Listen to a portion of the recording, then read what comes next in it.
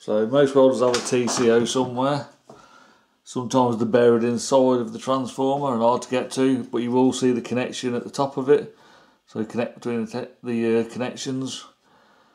They usually reset themselves, but over time they might not. They fail, so they need replacing. But to test, you just set your meter to continuity. And just connect your laser between the two terminals. So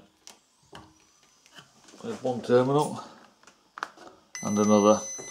So there you go, got continuity, so that's a good TCO, thermal cutout.